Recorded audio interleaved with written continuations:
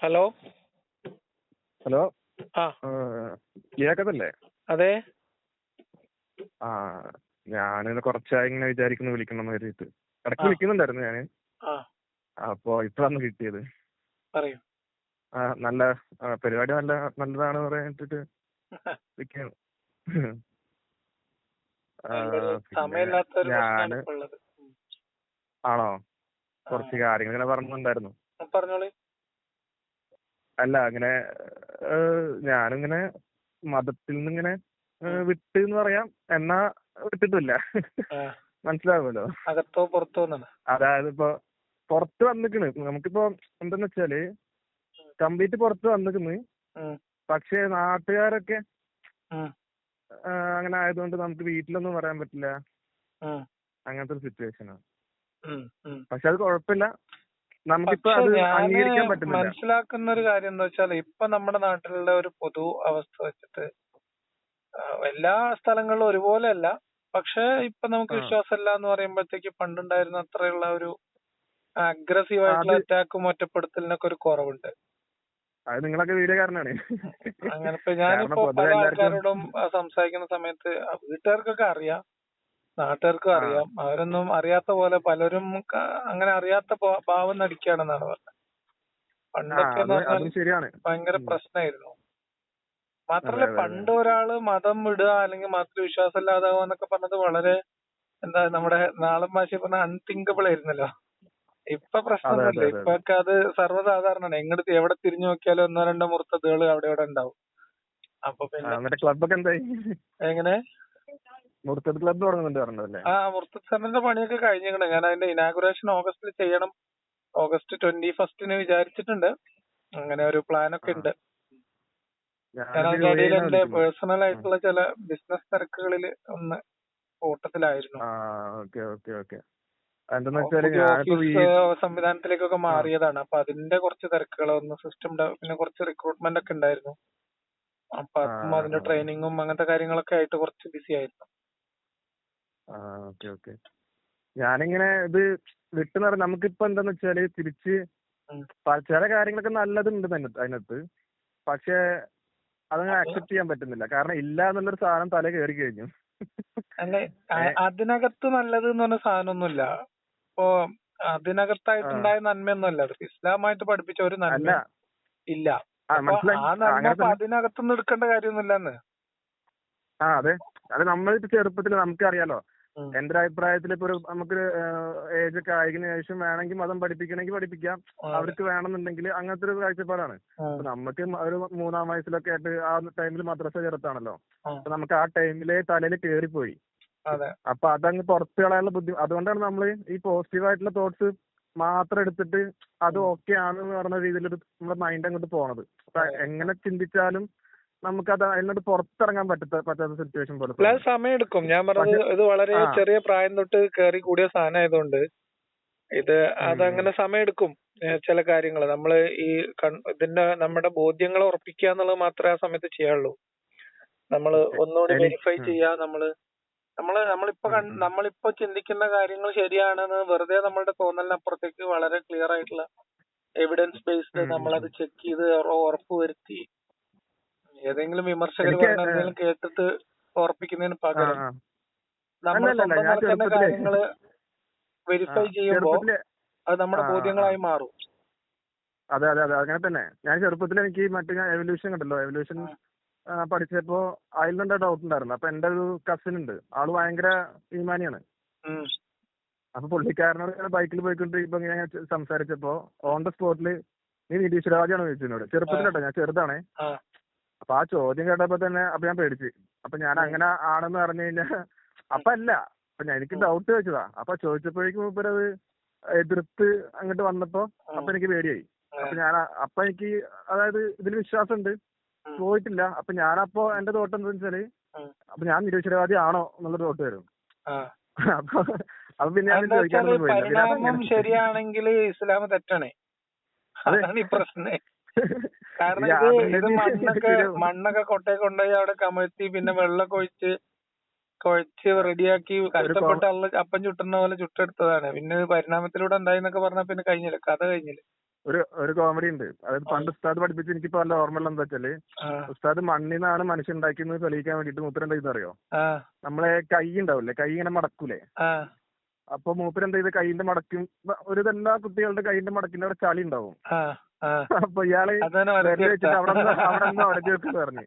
അപ്പൊ അവിടുന്ന് ചളി കിട്ടുമല്ലോ, കുട്ടികളല്ലേ എന്തായാലും. അപ്പൊ കളിക്കല് വരുമ്പോ അപ്പൊ അവിടുന്ന് ചളി കിട്ടുമ്പോ ചളി ഉണ്ടല്ലോ, അത് മണ്ണാണ്. അപ്പൊ നമ്മളൊക്കെ ജനിപ്പിച്ചത് മണ്ണിനാണ് ചെയ്തൊരു പണിയത്. അതെങ്ങനെയാ വെച്ചാല് ഇത് പിന്നെ സ്ഥാപിക്കാൻ ശ്രമിക്കുന്ന ഉസ്താദിന്റെ വിവരത്തിനനുസരിച്ചിട്ടാണ് ഇത് ചെയ്യുക. അപ്പൊ ആ ഉസ്താദ് അതിനുള്ള ഒരു ഉസ്താദ് ഉള്ളൂ എന്നുള്ളതുകൊണ്ടാണ് അങ്ങനെ ചെളി ഉരുട്ടിയെടുക്കുന്നത്. ഇപ്പോഴുള്ള ഉസ്താദുമാര് വേറെ രീതിയിലാണ്. മണ്ണിലുള്ള മൂലകങ്ങളും മനുഷ്യ ശരീരത്തിലുള്ള മൂലകങ്ങളും നോക്കൂ, അത് ഒന്ന് തന്നെയല്ലേ എന്ന് ചോദിക്കാം. അപ്പൊ പ്രപഞ്ചത്തിലെ എല്ലാത്തിലും മൂലകം ഒന്നല്ലേ. അപ്പൊ അങ്ങനെ ഒരു സാധനം പറയും. പിന്നെ വേറെ ചില ആൾക്കാർ ഇപ്പൊ പുതിയൊരു സംഭവം കണ്ടെത്തിയിട്ടുള്ളത്, പരിണാമം ഉണ്ട്, പക്ഷെ അതിങ്ങനെ ജീവിവർഗങ്ങളൊന്നും പരിണമിക്കുണ്ടാവില്ല. മൈക്രോ ലെവലിൽ ചെറിയ പരിണാമങ്ങളൊക്കെ നടക്കും. ഇപ്പൊ ഈ കോവിഡ് ഒക്കെ വകഭേദം വരുന്ന പോലത്തെ ചെറിയ ഏകകോശ ജീവികളിലൊക്കെ. അതാണ് പുതിയ സാധനം. അവരത് അയൽക്കാരുടെ ആഡ് ചെയ്തിട്ട് എന്തൊക്കെയോ കാട്ടി കൂട്ടുന്നുണ്ട്. ഇസ്ലാമിനെ നമ്മൾ ഈ പൊറോട്ട ചുട്ട് വെച്ചിട്ട് പിന്നെ എടുത്തിട്ട് അടിക്കൂലേ, ആ അവസാനത്തെ അടിയാണ് കുട്ടികൾ ചെയ്തോണ്ടിരിക്കുന്നത്. പോലെ അത് ചെയ്യട്ടെ എന്ന് ഞാനും വിചാരിച്ചു.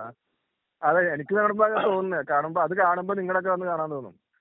പിന്നെ എനിക്ക് ചെറുപ്പത്തിൽ ഇങ്ങനെ ഇത് എന്റെ മദ്രസയിൽ നിന്ന് ഞാനിങ്ങനെ വീട്ടിലേക്ക് വരുന്ന വഴി ചെറിയ വഴിയുണ്ട്.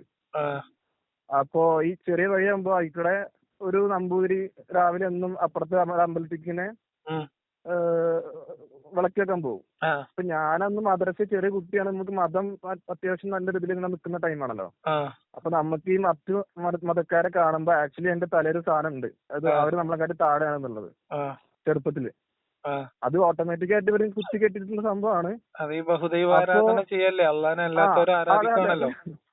അപ്പൊ ഞാനെന്താ ചെയ്യാന്നറിയോ, അപ്പൊ ഈ നമ്പൂരിക്ക് ആക്ച്വലി നമ്മൾ തൊടാൻ പാടില്ല. വേറെ അവര് വിളക്കൊക്കെ പോവാ, കുളിച്ച് വിളക്കൊക്കെ പോകുമ്പോ നമ്മൾ തൊടാൻ പാടില്ല. അപ്പൊ ഞാന് നമ്മുടെ ഒരു അധികാരം പോലെ ചെറിയ കുട്ടിയാണ്, ഞാൻ നേരെ നടക്കും ഈ ചെറിയ ഇടവഴിക്കൂടെ. അപ്പൊ ഇയാളെന്ത് ചെയ്യുന്ന വെച്ചാ മാറി നിന്ന് ചെരി അങ്ങനെ പോകും. അതൊക്കെ ഇപ്പൊ എനിക്ക് ആലോചിക്കുമ്പോ ഭയങ്കര മോശമായിട്ട് തോന്നുന്നുണ്ട്. കാരണം നമ്മളത് ചെയ്യാൻ പാടില്ലല്ലോ. നമുക്ക് അപ്പൊ മനസ്സിലെന്താന്ന് വെച്ചാൽ നമുക്ക് ഇതിനെ എതിർത്ത് നിൽക്കുക, മറ്റു മതക്കാരൊക്കെ എതിർത്ത് നിൽക്കുക, അവിടെയൊക്കെ നമ്മളെക്കാട്ടി താഴെയാണ്, അങ്ങനെ ഒരു തോന്നല. അത് ഇതുകൊണ്ടാണ് ഈ ഏകദൈവ വിശ്വാസമാണല്ലോ ഏറ്റവും മികച്ചത്. പിന്നെ അതിൽ താഴെയുള്ളവരുള്ള ബാക്കിയൊക്കെ അതിൽ തന്നെ ബഹുദൈവ വിശ്വാസം അല്ലെങ്കിൽ അല്ലാത്തവരെ ആരാധിക്കലാണല്ലോ ഏറ്റവും വലിയ പ്രശ്നം. ഇവരിങ്ങനെ ആക്ച്വലി കുറേശ്ശെ കുത്തി കയറ്റുന്നുണ്ട് നമ്മളത്. അല്ല, അത് അവര് നേരിട്ട് ഡയറക്റ്റ് ആയിട്ട് പറയണ്ട, അതല്ലാതെ തന്നെ ആളുകൾക്ക് ഇടയിൽ അങ്ങനത്തെ ചിന്തകൾ ഉണ്ടായി വരുന്നേ. ഓട്ടോമാറ്റിക്കായിട്ട് ചെറുപ്പത്തിൽ മറ്റേ ചെറുതാണെന്ന് പ്രത്യേകം പറയണ്ടല്ലോ. കൂട്ടത്തിൽ ഒന്ന് വലുതാണെന്ന് പറഞ്ഞാലേ മറ്റേ ചെറുതാണെന്ന് സ്വാഭാവികമായിട്ട് അർത്ഥം വരുമല്ലോ. പിന്നെ നമ്മുടെ നാട്ടില് മദ്രസ പീഡനം ഉണ്ടായിട്ടുണ്ട്. അത് അതായത് എനിക്കുമല്ല, എനിക്ക് ചെറുപ്പത്തിലുള്ള ഓർമ്മയാണ്. അതൊരു കുട്ടീനെ ഇങ്ങനെ ഇതാക്കിയിട്ട് എന്തോ ആക്കിയിട്ട് ആളെ പുറത്താക്കി. പിന്നെ ആ ഉസ്താദിനെ വീണ്ടും ആ മദ്രസയ്ക്ക് എടുത്തിട്ടുള്ള സിറ്റുവേഷൻ ഒക്കെ ഉണ്ടായിട്ടുണ്ട്. വേറെ വേറെയുള്ള രീതിയിലൊക്കെ ഇപ്പോഴും അതൊക്കെ ഇപ്പോഴും തുടരുന്നുണ്ട്. എന്നാലും കുറച്ചൊക്കെ ആളുകൾ പൊതുജനങ്ങൾ പറഞ്ഞാൽ പ്രതികരിക്കും, കൈകാര്യം ചെയ്യുക ചെയ്യണം. പക്ഷെ കേസ് കൊടുക്കുന്ന രക്ഷിതാക്കളുടെ എണ്ണം ഇപ്പോഴും കുറവാണ്. നിയമപരമായിട്ട് നേരിടാൻ പോയ എന്താ വെച്ചാൽ ആ കുടുംബത്തിനെതിരെ ഭയങ്കരമായിട്ടുള്ള പ്രശ്നം, ഒറ്റപ്പെടുത്തല്, മതത്തിന് ചിത്തപ്പേരുണ്ടാക്കും എന്നുള്ള രീതിയിൽ അതിന് കേസുമായിട്ട് മുന്നോട്ട് പോകുന്ന ആളുകൾക്കെതിരെ ഭയങ്കരമായിട്ടുള്ള സമ്മർദ്ദമാണ് അവിടെ ഉണ്ടാവുക. അതൊക്കെ ഒരു സാമൂഹ്യ പ്രശ്നമായിട്ട് തന്നെ നിലനിൽക്കുന്നു. അതൊക്കെ ഇവിടെ ഉണ്ട്. ഇതൊക്കെ ഈ ഒരു എന്താ പറയാ, ഈ ഒരു ഉമ്മത്ത് എന്നുള്ള കൺസെപ്റ്റിലെ ഉമ്മത്തിന് ചീത്തപ്പേരുണ്ടാവരുത് എന്നുള്ളതിന് വേണ്ടിയിട്ട് ഉമ്മത്തിലെ കുട്ടികൾ കുറച്ച് പീഡിപ്പിക്കപ്പെട്ടാലും ഉമ്മത്ത് പറഞ്ഞാൽ കൂട്ടം. എനിക്ക് അങ്ങനെ കാര്യമായിട്ടൊന്നും ഉമ്മത്തല്ലേ നമുക്ക് ആകെ അറിയുന്നത്. ഉമ്മത്ത് പറഞ്ഞ സമുദായം എന്നുള്ള അർത്ഥത്തിലാണ്. അങ്ങനെ ഇത് സമുദായത്തിൽ ഇപ്പൊ നമ്മളിപ്പോ കാശൊക്കെ ഉള്ള ആളാണെന്നുണ്ടെങ്കിൽ അവർക്കൊരു പ്രശ്നമില്ല. നമ്മളിപ്പോ മൃത്തത്തായി കഴിഞ്ഞാലും നമ്മളെ അത്യാവശ്യം കാശൊക്കെ ഉള്ള ആളാണെന്നുണ്ടെങ്കിൽ കാശ് ഇത്തിരി എമൗണ്ട് പള്ളി കൊടുത്താൽ മതി. പിന്നെ എനിക്ക് വേറൊരു പ്രശ്നമുള്ള എന്താ വെച്ചാല്, ഇപ്പൊ എന്റെ വീട്ടിൽ നിന്നാണെങ്കിലും പള്ളിക്ക് ഫുഡ് കൊടുക്കും. അതായത് അവിടുത്തെ പള്ളിയിലത്തെ ഉസ്താദന്മാർക്ക് ചെലവ് കൊടുക്കും. ആ ചെലവിനോട് എനിക്ക് ഭയങ്കര എതിർപ്പാണ്. കാരണം എന്താ വെച്ചാല്, ഇപ്പൊ ഞാനിപ്പോ UAE-ലാണുള്ളത്, അബുദാബിയിലാണ്. അപ്പൊ നാട്ടിൽ പോകുമ്പോ നമ്മൾ നോർമലി ഫുഡ് കഴിക്കുക. അപ്പൊ ആ ഫുഡിന് ഒരു വീതം അവർക്ക് കൊടുക്കുകയാണെങ്കിൽ ഓക്കെ. പക്ഷെ ഈ ചെലവുള്ള ദിവസം എന്താന്ന് വെച്ചാൽ ഭയങ്കര റിച്ച് ആക്കിയിട്ട് ഫുഡ് പ്രിപ്പയർ ചെയ്യും. ആഴ്ചയിലൊരീസമായിരിക്കും. ആഴ്ചയിലൊരീസം അങ്ങനത്താണ്. അപ്പൊ മഹല്ലിലെ കുടുംബങ്ങളുടെ എണ്ണം, ഫുഡ് കൊടുക്കാൻ പറ്റുന്ന കുടുംബങ്ങളുടെ എണ്ണം അതിനെ പിന്നെ ഡിവൈഡ് ചെയ്തിട്ടാണ് ഇത് കൊടുക്കുന്നത്. ചിലർക്ക് ഒരു മാസത്തിലായിരിക്കും, ചിലർക്ക് 1.5 മാസം 2 മാസം കൊടുക്കുന്നുണ്ട്. പക്ഷെ അങ്ങനെ വരുമ്പോ ഉസ്താദിന് ഇത്രയും കൊടുക്കല, അപ്പൊ ഉസ്താദിന് നല്ലോണം കൊടുക്കണല്ലോ. അതെ, അല്ല നമ്മൾ കൊടുക്കുന്നുണ്ടോ നമ്മൾ കഴിക്കുന്ന കൊടുക്കലാണ്. പക്ഷെ ഉസ്താദ്മാരുടെ പ്രശ്നം എന്ന് വെച്ചാൽ എല്ലാ വീട്ടിലും ഇതേപോലെ ഭയങ്കരമായ എന്താ ഞങ്ങളുടെ നാട്ടിൽ പറയും കൊസി കൊയ്പാടുന്നല്ലേ, അതൊക്കെ നല്ല എല്ലായിടത്തും എടുത്ത് കൊടുക്കും. ഇത് തിന്നിട്ട് ഈ കുട്ടികളെ തന്നെ മേലേക്ക് ചില ഉസ്താദ്മാർ എടുക്കും. അതാണ് ഈ പ്രശ്നം. ഈ പ്രശ്നം അതല്ല. ഇപ്പൊ നമ്മളെ കുറച്ചുകൂടി ഓക്കെ ആണെങ്കിൽ കുഴപ്പമില്ല. ചിലപ്പോ നമ്മൾ സാമ്പത്തികമായിട്ട് കുറച്ച് പിന്നോട്ടാണെങ്കിലും ഈ ഒരു ദിവസം എന്തായാലും ഉസ്താദിന് നല്ല ഫുഡ് ഉണ്ടാക്കി കൊടുക്കണമെന്നൊരു സാധനമാക്കും. അപ്പൊ നമ്മള് കാശും ചെലവും നോക്കാണ്ട് ചിലപ്പോ കടം മേടിച്ചിട്ടൊക്കെ ആയിരിക്കും ചിലപ്പോ മീനോ അല്ലെങ്കിൽ ചിക്കനും ബീഫൊക്കെ മേടിച്ച് കൊണ്ടുകൊടുക്കുന്നുണ്ടാവുക. ഇത് ആക്ച്വലി കമ്മിറ്റിക്കാരുമായിട്ടുള്ള ഒരു പ്രശ്നമാണ്. കാരണം ആർക്കൊക്കെ ഇത് കൊടുക്കാൻ കഴിയൂല. ഞങ്ങള് നാട്ടിലൊക്കെ ആദ്യകാലങ്ങളിലെ തന്നെ ഉസ്താദുമാരിങ്ങനെ വീട്ടിൽ കൂടി പോയി ചെലവിന് കൊടുക്കലും പിന്നെ കളക്ഷനും ഒക്കെ പതിയെ ഇല്ലാതാക്കി. പിന്നെ ഒരു ദിവസം ചെലവിന് ഉള്ള കാശ് എത്രയാണോ അത് കൊടുക്കുക. അങ്ങനെയൊക്കെയുള്ള പല പരിപാടികളും ഒക്കെ ഓരോ ആളുകൾ ഓരോ രീതിയിൽ ചെയ്യും. ഇപ്പോഴും വീടുകളിൽ കൂടി പോയി ചെലവ് തിന്നുന്ന ആൾക്കാരൊക്കെ ഇപ്പോഴും ഉണ്ട്. രാവിലെയും വൈകുന്നേരം ഉച്ചക്കൊക്കെ പോയിട്ടേ ഭക്ഷണം കഴിക്കുന്ന സാഹചര്യങ്ങളൊക്കെ ഉണ്ട് ഇപ്പോഴും. ഇപ്പൊ നമ്മളിപ്പോ ഒരു ജോലിക്ക് സ്ഥലത്ത് പോയി കഴിഞ്ഞാല് അവിടെ നിന്നിട്ട് നമുക്ക് കിട്ടുന്ന സാലറിന്നായിരിക്കും നമ്മൾ ഫുഡ് പ്രിപ്പയർ ചെയ്ത് കഴിക്കുക. അപ്പൊ ഇവർക്കും അവർക്ക് കിട്ടുന്ന ഉച്ചക്കാണെങ്കിലും 3 നേരം ആണെങ്കിലും ഫുഡ് പ്രിപ്പയർ ചെയ്ത് കഴിക്കുന്നത് സ്വയം പാകം ചെയ്തിട്ട് അല്ലെങ്കിൽ ഹോട്ടലിൽ പോയിട്ടായിരിക്കും. ഇവർക്ക് ഒരു സാലറി എന്തായാലും മഹല് കൊടുക്കുന്നുണ്ടല്ലോ. ഞങ്ങളെ നാട്ടിലുണ്ടായത് എന്താന്ന് വെച്ചാല് ഒരു പാടത്തിന്റെ അക്കരെയാണ് മദ്രസ, പാടത്തിന്റെ ഇക്കരമുള്ളതാണ് ഉസ്താദ്. ഈ ഉസ്താദ് കുട്ടികൾക്ക് പോണ അത്രയും പോലും മദ്രസക്ക് ദൂരമില്ല. ഈ ഉസ്താദിന് ഒരു 1.5 കിലോമീറ്റർ അല്ലെങ്കിൽ 1 കിലോമീറ്റർ അപ്പുറത്തുള്ള വീട്ടിൽ നിന്ന് ചെലവ്. അതിന് മദ്രസത്തെ 6ാം ക്ലാസ്സിലെ കുട്ടികളോ അല്ലെങ്കിൽ 5ാം ക്ലാസ്സിലെ കുട്ടികളോ തൂക്കാത്രം പിടിച്ചിട്ട് പോവാ. മനസ്സിലായി? 5 മിനിറ്റിൽ നടന്ന സ്കൂള് മദ്രസക്ക് വന്ന ഉസ്താദിന് ചെലവിന് കുട്ടികള് 1.5 കിലോമീറ്റർ അങ്ങോട്ട് നടന്ന് 1.5 കിലോമീറ്റർ ആ പാടത്തുമക്കത്ത് കൂടി നടന്ന് വരമ്പിലൊക്കെ. അതൊക്കെ പിന്നീട് അവിടെ തന്നെ ആൾക്കാർ ചോദ്യം ചെയ്ത് പിന്നെ ഉസ്താദ്മാർക്ക് അങ്ങനെ വന്നു പോകുന്ന ഉസ്താദ്മാർക്കുള്ള ചെലവ് എന്നൊക്കെ ആയി. അതൊക്കെ ഓരോ മേഖലയിലുള്ള ആളുകള് അതിന് നമ്മൾ ഉമ്മത്തല്ല ഉമ്മറാക്കൾ എന്ന് പറയും നമ്മളെ നാട്ടുകാര്. ഉമ്മറാക്കൾ സംഘടനക്കാര് ഓരോ തീരുമാനിക്കേണ്ടതാണ്. ഇവർക്ക് ആക്ച്വലി രാവിലെ കുറച്ചു നേരം ക്ലാസ് ഉണ്ടാവുള്ളൂ. ആ ക്ലാസ് കഴിഞ്ഞാൽ പിന്നെ പള്ളിയിലത്തെ നിസ്കാരം കാര്യങ്ങളും മാത്രമേ ഉണ്ടാവുള്ളൂ. അതൊന്നും ഇസ്ലാമിന്റെ കുഴപ്പമില്ല. അതൊക്കെ ഈ നാട്ടുകാര് മറ്റേ ഉമ്മറാക്കളുടെ ഇവർക്ക് തന്നെ പ്രിപ്പയർ ചെയ്ത് കഴിക്കുക അല്ലെങ്കിൽ പുറത്ത് കൊണ്ടുപോയി കഴിക്കുക ഇഷ്ടം പോലെ ചെയ്താൽ എന്തിനിപ്പോ രാവിലെ 7 മണിക്ക് വന്നിട്ട് 6:30 വന്നിട്ട് 9 മണിക്ക് മദ്രസ വിട്ട് പോണ ഉസ്താദ്മാർക്ക് ഇതിന് ചെലവ്. എന്താ ചെലവ്?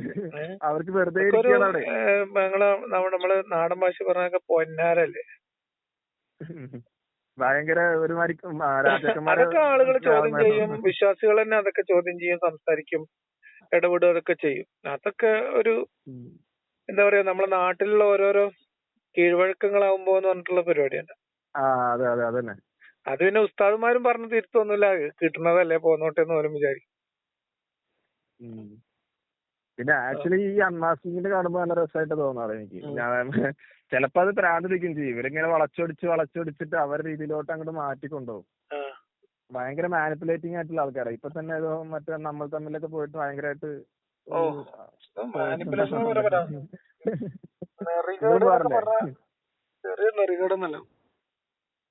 ശുദ്ധമായ തല്ലുളിത്തരാണ് വിളിച്ചു പറഞ്ഞു പോകുന്നത്. കേട്ടില്ല. ശുദ്ധമായ തല്ലുളിത്തരാണ് അവിടെയൊക്കെ വിളിച്ചു പറഞ്ഞു പോകുന്നത്. സ്ത്രീ വിരുദ്ധത. അതെ ഭയങ്കര മോശമായിട്ടുള്ള കാര്യങ്ങളൊക്കെ വിളിച്ചു പറഞ്ഞു. അത് ആ പറയുന്നത് സ്ത്രീ വിരുദ്ധതയാണെന്ന് തിരിച്ചറിയാനുള്ള സെൻസ് പോലും ആയിട്ടൊക്കെ ഇല്ല എന്നുള്ളതാണ് അതാണ് ഞാൻ ആലോചിക്കുന്നത്. ഇവരെ എന്താണെന്ന് ശരിക്കും ആലോചിച്ച് മനസ്സിലാക്കാത്ത ഒരു ചിലപ്പോൾ കോമൺ സെൻസ് വെച്ച് ചിന്തിച്ചാൽ മനസ്സിലാവുന്ന കാര്യങ്ങളൊക്കെ ആയിരിക്കും. ഓഫ് ചെയ്ത് വെക്കണം അതിന്റെ അമീർ പണ്ടേ പറഞ്ഞിട്ടുണ്ടല്ലോ. അത് ഓഫ് ചെയ്ത് വെച്ചിട്ടാണ് ഇവര് സംസാരിക്കുന്നത്. അതാണ് കോമൺ സെൻസ് ഓഫ് ചെയ്ത് വെച്ചിട്ടാ ഇസ്ലാമിക് സെൻസ് മാത്രം വർക്ക് ചെയ്യുള്ളൂ. ഖുറാനിക് സെൻസ് അത് മിക്കവാറും നോൺ സെൻസ് ആണ്. പിന്നെ ഇപ്പൊ ഇത് പറഞ്ഞിട്ട് കാര്യമില്ല. ഓക്കെ എന്തായാലും മൃത്തത്തിൽ ക്ലബൊക്കെ ഓപ്പൺ ആക്കുമ്പോ അറിയിക്കും. ചെയ്യാം. ശരി. ഓക്കെ.